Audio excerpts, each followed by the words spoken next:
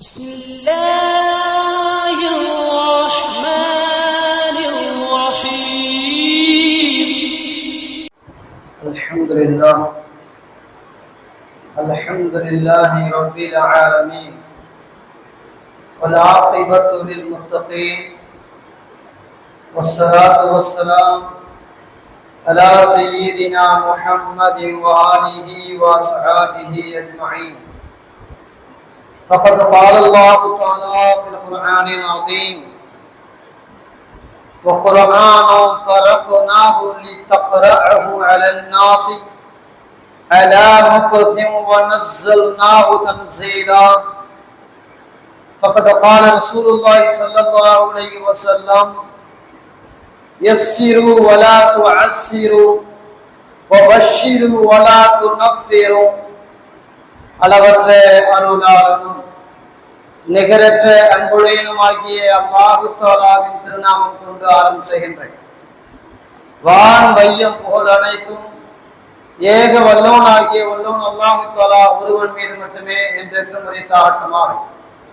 நபிகள் பெருமானார் ஸல்லல்லாஹு அலைஹி வஸல்லம் அன்னாரின் மீதும் அன்னாரின் வழிவந்த உத்தம சத்திய சஹாபாக்கள், தாபிஈன்கள், தபஅத் தாபிஈன்கள், நாதாக்கள், ஷுஹதாக்கள், அவுலியாக்கள், உலகத்தில் பிறந்த மூமினான முஸ்லிமான ஆண்கள் பெண்கள் அனைவர்கள் மீதும், குறிப்பாக நம் அனைவர்கள் மீதும் அல்லாஹ்வுடைய அன்பும் அருளும் என்றென்றும் குன்றாமல் குறையாமல் நிலவட்டுமாக.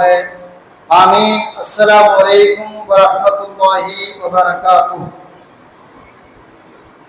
அல்லாஹு தஆலா படைப்புகளை படிப்படியாகத்தான் சிறிது சிறிதாகத்தான் படைக்கின்றான்.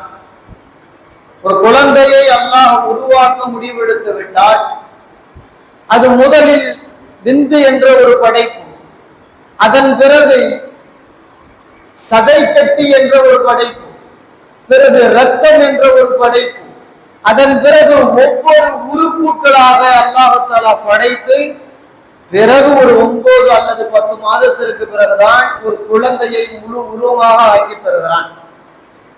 அல்லாஹ்வுடைய நியதி என்னவென்றால், எதை செய்வதாக இருந்தாலும் சன்னம் சன்னமாக செய்ய வேண்டும் என்பது அல்லாஹ் நமக்கு கற்றுத்தரும் பாடம். எல்லா விஷயத்திலும் அப்படிதான், எதை செஞ்சாலும் அப்படிதான். திடுதப்பென்று கடாபடான்னு அப்படி எல்லாம் செய்யாத அப்படிங்கிறத அல்லாஹ் தஆலா நமக்கு உணர்த்தான். அதே மாதிரியே அல்லாஹ் தஆலா இஸ்லாமிய கடமைகளை சொல்லும் போது கூட தொழுகை, நோன்பு, ஜக்காத்து, ஹஜ் எல்லாம் செஞ்சிருங்க அப்படின்னு சொல்லல.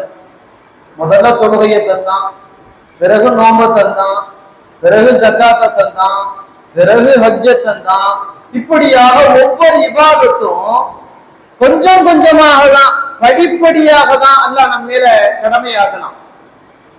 அதே மாதிரிதான் எல்லா விஷயமும் படிப்படியாக இருப்பதுதான் ஒரு மனிதனுக்கு நன்மையை தரும். இன்னைக்கு கூட மருத்துவ உலகத்தில் அதைத்தானே சொல்றாங்க. சுகர் வந்துருச்சா, அந்த சுகரு கொஞ்சம் கொஞ்சமாக குறைஞ்சு வந்தாதான் நல்லது. ஒரு மாத்திரையை போட்டாரு, திடீர்னு பயங்கரமா கீழே குறைஞ்சிருச்சுன்னா அடுத்து அந்த மாத்திரை என்ன அச்சத்தை ஊட்டோம்னா மீண்டும் ஏறும்ங்கிறத ஊட்டிடும், அச்சம் ஊட்டிடும். எந்த நோயா இருந்தாலும் கொஞ்சம் கொஞ்சமா இறங்கினாதான் அந்த நோயை முழுமையாக குணமாகும் அப்படிங்கிறத மருத்துவ உலகம் சொல்லுத. ஒரு ஆளு ரொம்ப குண்டா இருக்காருன்னு வச்சுப்போம், அவர் ஏதேனும் உணவையோ மருந்துகளையோ எக்ஸசைஸோ ஏதோ ஒண்ணு பண்றாரு ஒல்லியாக ஆகிறதுக்கு. அந்த எடை கொஞ்சம் கொஞ்சமா இறங்கினாதான் நல்லது. திடுதுப்புன்னு இறங்கினா அது ஆபத்து. அதே போல ரொம்ப ஒல்லியா இருக்காரு, அவருக்கு நல்ல சதை போடணும், நல்ல பணப்பான உடம்பு வேணும் அப்படின்னு ஏதேனும் ஒரு மருந்து மாத்திரையை சாப்பிட்டு 1 மாசத்துக்குள்ள கடுமையான எடை ஏற்றம் அப்படின்னு பார்த்தா அது நோயை தான் தரும். அதுவும் கொஞ்சம் கொஞ்சமா தான் எடை ஏறணும்.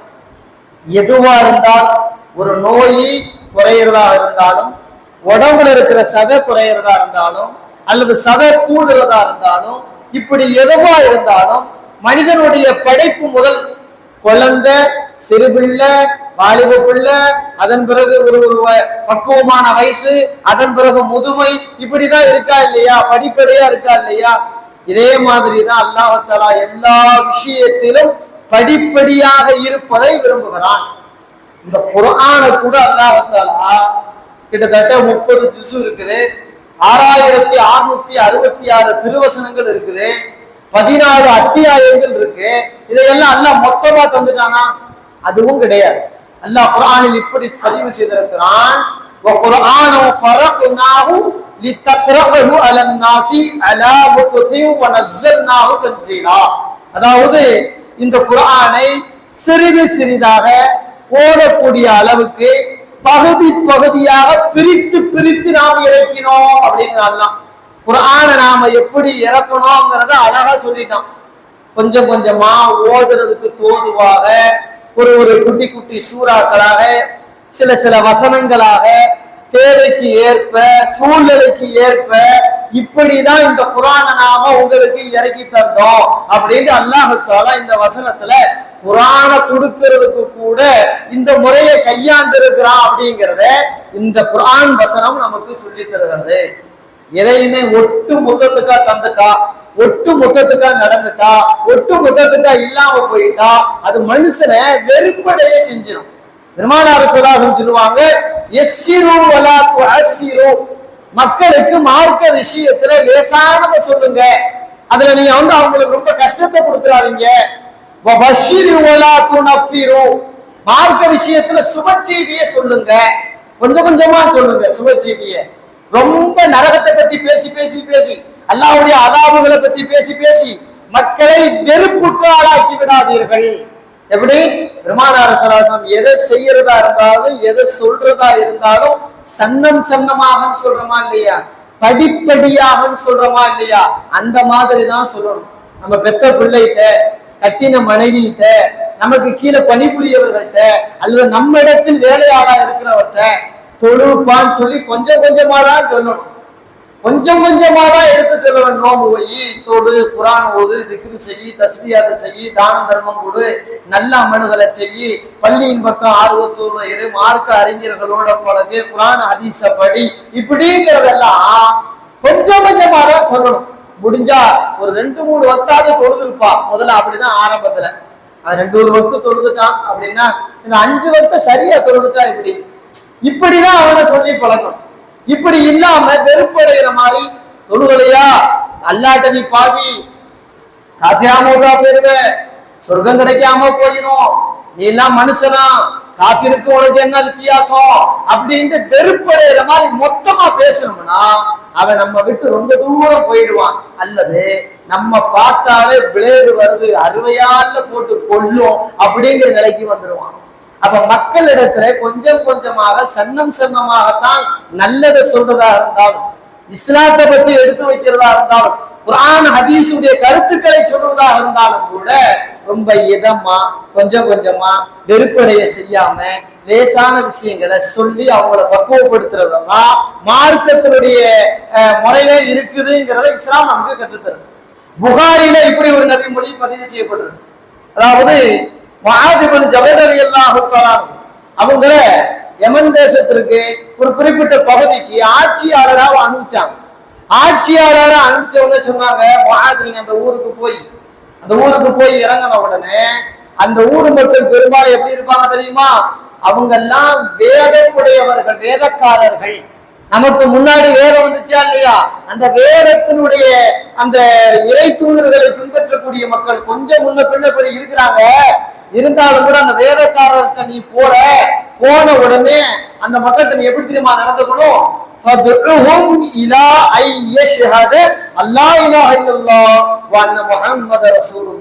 அதாவது முதல்ல கலிமாவை அவங்கள்ட்ட சொல்லுண்டா, கலிமாவை சொல்லு, லா இலாஹ இல்லல்லாஹ் முஹம்மது ரசூலுல்லாஹ் கலிமாவை அவங்கள்ட்ட எத்தி வை. நாங்க இஸ்லாமியர்கள், நான் இஸ்லாமிய ஆட்சியாளன், எங்களுடைய தலைவர் முஹம்மது ஸல்லல்லாஹு அலைஹி வஸல்லம் இருக்கிறாங்க, முதல்ல நீங்க கலிமா சொல்லுங்க, இஸ்லாத்தின் பக்கம் வாங்க, அந்த முஹம்மது ஸல்லல்லாஹு அலைஹி வஸல்லம் அவர்களை இறை தூதராக நீங்க ஒப்புக்கொள்ளுங்க அப்படின்ட்டு அவர்களை கலிமாவின் பக்கம் முதலில் அழைப்பீராக. முதல்ல கலிமாவை சொல்லிக் கொடு. அதே போல அந்த கலிமாவை சொல்லி அவங்க முஸ்லீம் ஆயிட்டாங்களா, கலிமா நீ சொன்ன கலிமா அவங்க ஏத்துக்கிட்டாங்களா, ஏத்துக்கிட்ட பிறகு, ஏற்றுக்கொண்ட பிறகு அவங்களுக்கு 5 வேளை தொழுகை இருக்குன்னு சொல்லு. எப்படி? கலிமாவை முதல்ல சொல்லு, அவங்க முதல்ல ஏற்றுக்கொள்ளணும்.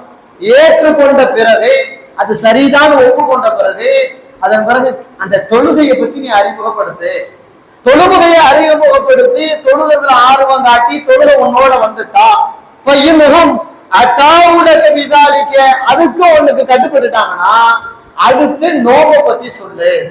நோம்பு மாசத்துல நோம்பு வைக்கணும், நோம்புடைய நன்மை இப்படி, நன்மை கூலி நற்கூலி சொர்க்கம் அதனுடைய சுகந்தம் அதனுடைய ஐஸ்வர்யம் எல்லாத்தையும் அதன் பிறகு சொல்லு.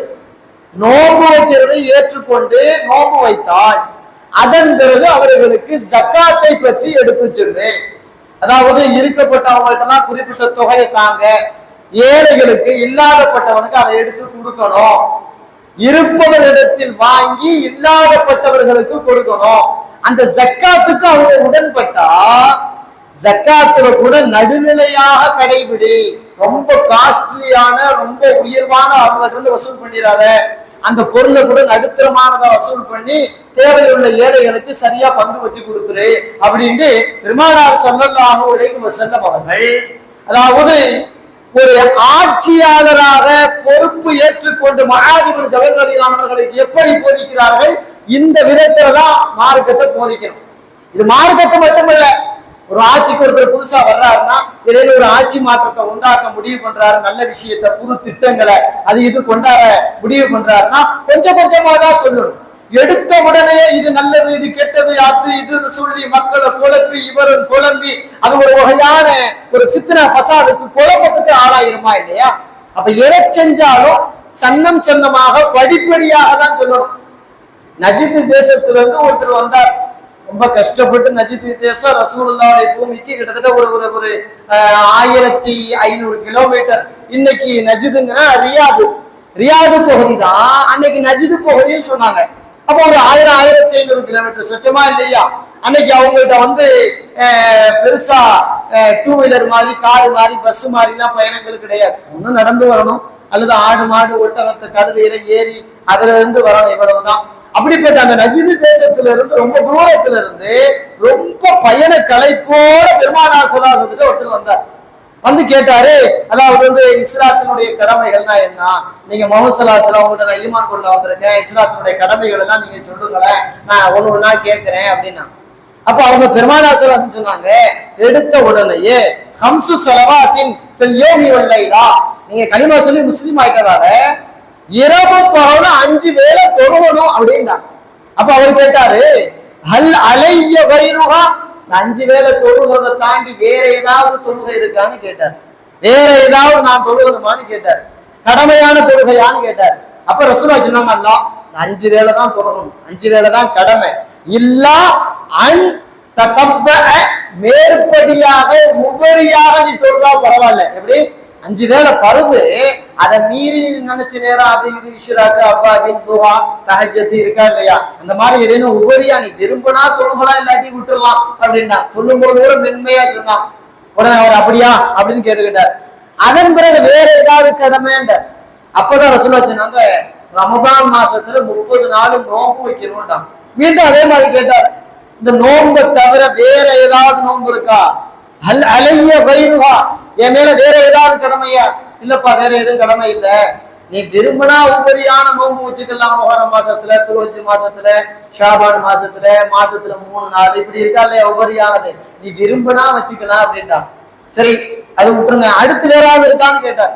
அப்பதான் ரசூலுல்லாஹ் சொன்னாங்க, ஜக்காத்துன்னு வருஷத்துக்கு ஒரு முறை இருக்குப்பா, உன் காசு பணத்துல இருந்து குறிப்பிட்ட தொகையை கணக்கு பார்த்து ஏழைகளுக்கு கொடுக்கணும். மீண்டும் கேட்டாரு, ஹல் அலைய வைருஹா, என் மேல ஜக்காத்தை தவிர வேற ஏதாவது இருக்கான்னு கேட்டார்.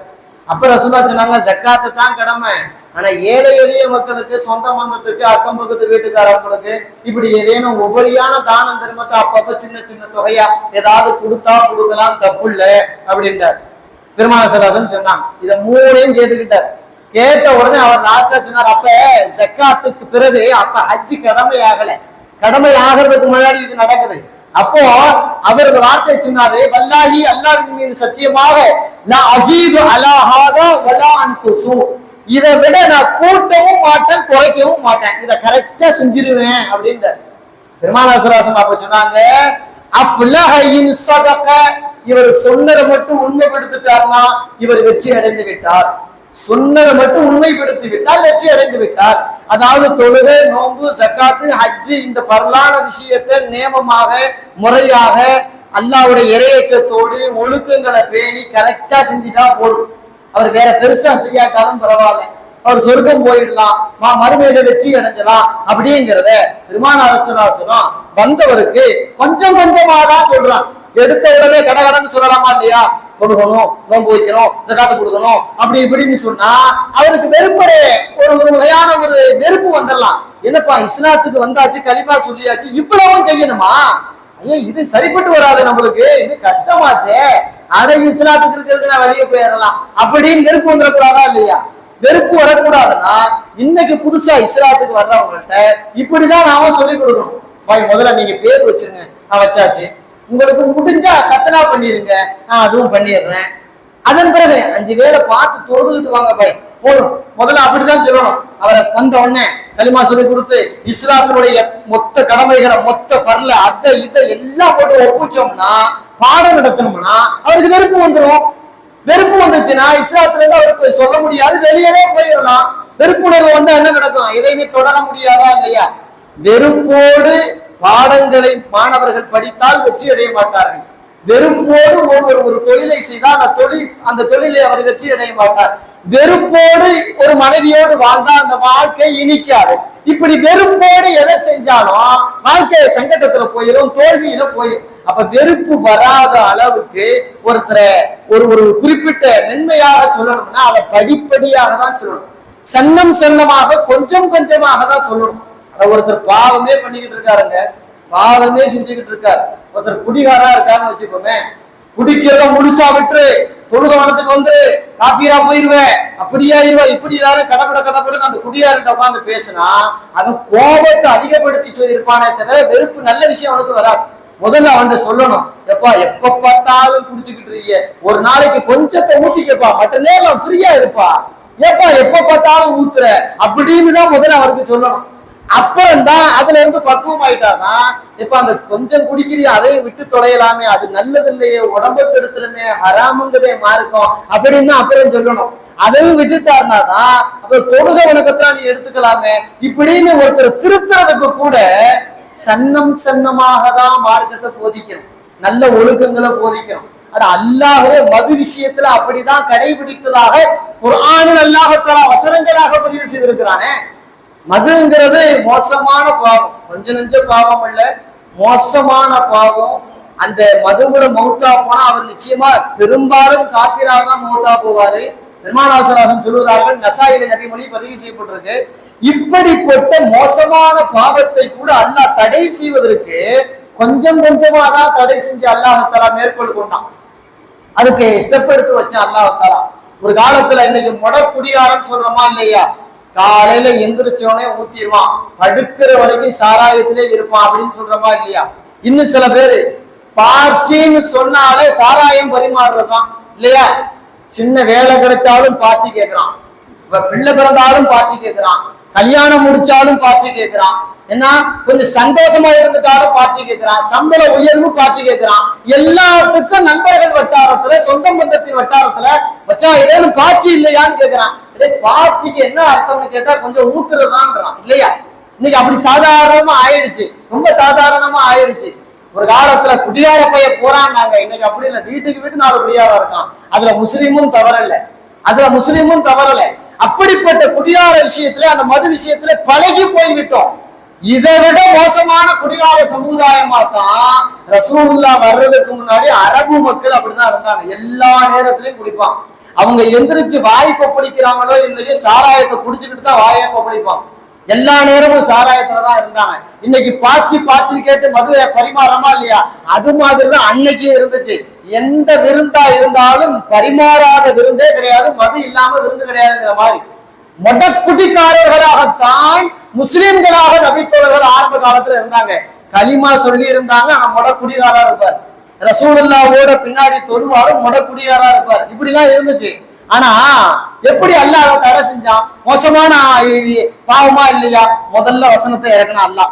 எஸ் அலூனக அனில் ஹம்ரி வல் மைஸ்ரி, நபியே உங்க இடத்துல அதாவது சூதை பற்றி மதுவை பத்தி உங்கள்ட்ட என்னன்னு அபிப்பிராயமா கேட்கிறாங்க. குல் ஃபீஹிமா இஸ்முன் கபீரும், அது ரெண்டும் பாவத்துல பெரிய பாவம்னு சொல்லுங்க.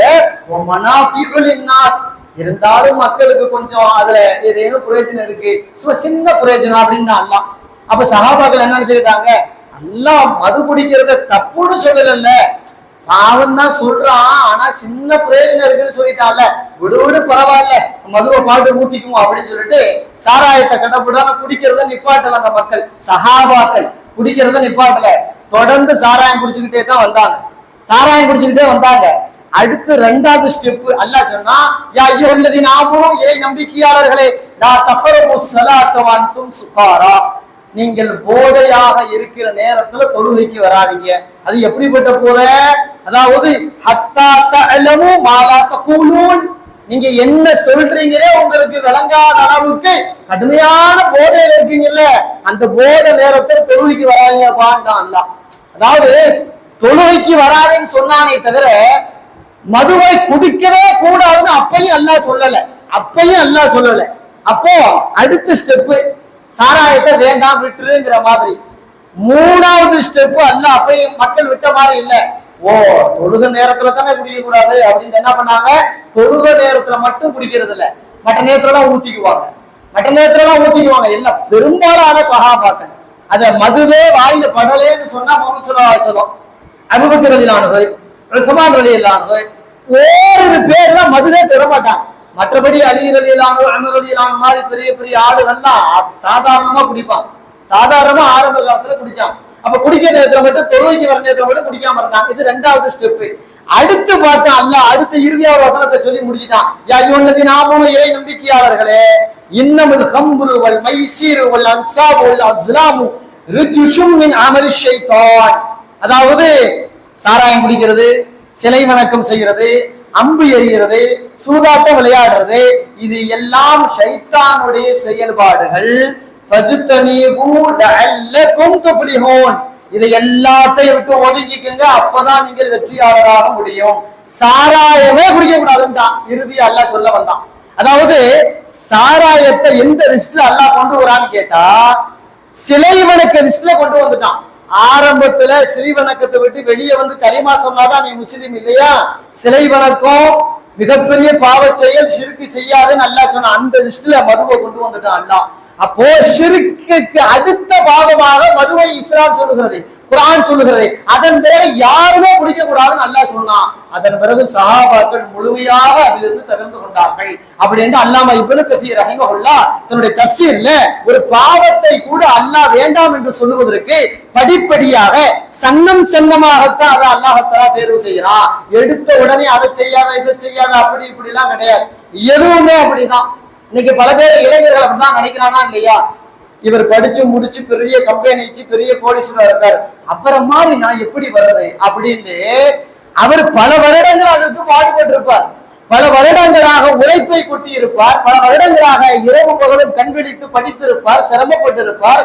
அவருடைய சிரமத்தை, அவருடைய ஆயிர, அவருடைய வயசெல்லாம் பார்க்காம அந்த ஆள் எப்படி பணக்காரன் ஆனா அவன மாதிரியே நான் ஆகணும், எப்படி அவன மாதிரியே நான் ஆகணும்னு திடுதுப்புன்னு பணக்காரனாக ஆசைப்படுறானே. எந்த காசு பணமுமே நம்மகிட்ட நிலையா இருக்கணும்னா அந்த காசு பணம் படிப்படியா வந்ததா இருக்கணும். 5 ரூபா, 10 ரூபா, 500 ரூபா, 1000 ரூபா, லட்சம் ரூபா, கோடி ரூபாய் இப்படி வந்தா ஓரளவு நினைக்கும். திடீர்னு வந்துச்சுன்னா அது மாதிரி திடீர்னு போயிடும். அதனாலதான் தமிழ்ல சொல்றாங்கல்ல, சில பெருமையா பேசுற ஆளுக்கு அவன் யாரு திடீர் பணக்காரன் அப்படித்தான் பேசுவான். எப்படி அவன் யாரு திடீர் பணக்காரன் அப்படித்தான் பேசுவான். அப்ப திடீர்னு எது நடந்தாலும் மக்கள் மதிக்கிறது இல்லைன்னு அர்த்தம். அல்லாவும் மதிக்கிறது இல்ல, மக்களும் மதிக்கிறது இல்ல. உச்சகட்டமா கிராமத்துல இப்படி பழமொழி சொல்லுவாங்க, இந்த திடீர் பணக்காரன் பண்ற சில சேட்டையில அற்பனுக்கு வாழ்வு வந்து அடுத்த ராத்திரியில கொட முடிப்பானா, அந்த மாதிரி செய்யறான் பாருங்க சேட்டைய அப்படின்பாங்க இல்லையா. அப்ப திடீர்னு காசு போட வந்தா மக்களே அதை வந்து அது சரிகான்றது இல்ல, எதையுமே திடீர்னு செஞ்சா சரியில்லைன்னு அர்த்தம். அட படிப்புக்கு கூட சில நேரங்களில் பார்த்தா ஒரு நல்ல பெரிய பேச்சாளர் மேடைகள்லயோ அல்லது பேஸ்புக்ல, ட்விட்டர்ல, வாட்ஸ்அப்ல இந்த மாதிரி இடங்கள்ல பாக்குறோம், அவருக்காக நிறைய ரசிகர்கள் பட்டாலும் அவர் ஒரு முறை பேச்சுக்கு போனா 60-50 வரைக்கும் கூட வாங்குறாரு. அவர் வெளிநாடுகளுக்கு பேச்சுக்கு போனா லட்சம் ரூபாய்க்கும் கூட வாங்குறாரு.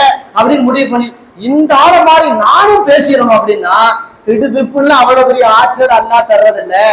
அந்த பேச்சாளர் அவர் எவ்வளவு நூல்களை வாசித்திருப்பார், எவ்வளவு அனுபவப்பட்டிருப்பார், எவ்வளவு காலங்கள் அதற்காக மெனக்கெட்டிருப்பார். சிறிது சிறிதாகத்தான் அவரிடத்திலே அறிவு வந்து சேர்ந்ததே தவிர, படிப்படியாகத்தான் அவரிடத்திலே அறிவு வந்து சேர்ந்ததே தவிர, நைட்டு படுக்கும் போது முட்டாள், காலையில எந்திரிக்கும் போது பெரிய அறிவாளி. இது நடக்குமாங்க? உலகத்திலேயே நடக்காது, எங்கேயுமே நடக்காது. சொல்ல போனா இப்படி சொல்லலாம், மார்க்க அறிஞர்கள் இப்படி சொல்றாங்க, அல்லாஹ் தஆலா நினைச்சா காசு பணத்தை கூட ஒட்டு மொத்தமா தந்துருவான், ஒட்டு மொத்தமா கொடுத்துருவான். ஆனா அறிவு அப்படி தரமாட்டான், அறிவு அப்படி கொடுக்கறது இல்ல. உதாரணம் பாத்தீங்கன்னா, ஒருத்தர் ரொம்ப பரம ஏழைதான், லாட்டரி சீட்டு வாங்கியிருந்தாரு, திடீர்னு லாட்டரி அடிச்சு என்னங்க மறுநாள் நாள் கோடீஸ்வரனா இல்லையா? இது நடக்குதா இல்லையா? இன்னைக்கும் கூட கேரளா மாநிலத்துல லாட்டரி சீட்டு அமல்ல உண்டு. தமிழ்நாட்டுல தடை பண்ணியாச்சுன்னு வைங்களேன், கேரள மாநிலத்துல இன்னைக்கு நடைமுறையில இருக்க லாட்டரி அடிச்சு கோடீஸ்வரன் உண்டு. காசு பணம் கூட அல்லாஹ் தஆலா திடுதிப்புன்னு கொடுத்துருவான். கஞ்சிக்கே வழி இல்லாதவன்ட்ட பல கோடியை திடீர்னு தர்றது உண்டு. சென்னையில கூட இந்த ஐடி கம்பெனி வர்றதுக்கு முன்னாடி ஓஎம்ஆர் பகுதி வெறும் விவசாய பூமி தான், யாரும் சீன்றதுக்கு வழி இல்லை. இந்த ஓஎம்ஆர் ரோட்ல வெறுமனே எரும மாடும் பசுமாடும் தான் படுத்து கிடக்கும். அந்த அளவுக்கு மோசமா தான் இருந்துச்சு. திடீர்னு ஐடி கம்பெனி வந்துச்சு. அந்த விவசாயிகள் மாட்டு வண்டியில போனவங்க, சைக்கிள் ஓட்ட தெரியாதவங்க, நிலம் வச்சிருந்த ஒரே காரணத்துக்காக ஐடி கம்பெனிக்காரன் வந்தா இனத்தை வாங்கினா திடீர்னு கோடீஸ்வரன் ஆயிட்டான் இல்லையா? திடீர்னு கோடீஸ்வரன். நிலம் இருந்துச்சு, 10 பைசாவுக்கு போகாதுன்ற மாதிரி நிலம். ஆனா இன்னைக்கு பெரிய பணக்காரன், ஆடிக்காரன் ஆடாத காரெல்லாம் போயிட்டு இருக்கானா இல்லையா? காசு பணத்தை மட்டும் அல்லாஹ் திடீர்னு தந்துருவான். ஆனா அறிவாற்றல் அப்படி தரவே மாட்டான்.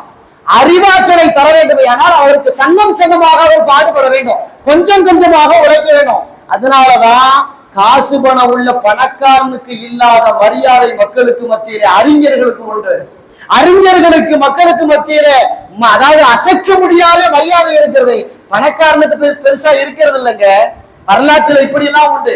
சுஃபியானு சௌரி ரஹ்மத்துல்லாஹி மிகப்பெரிய மார்க்க அறிஞர், ஹதீஸ் கலையை கரைச்சு குடிச்ச, மார்க்க சட்டத்தை கரைச்சு குடிச்ச மாமேதை.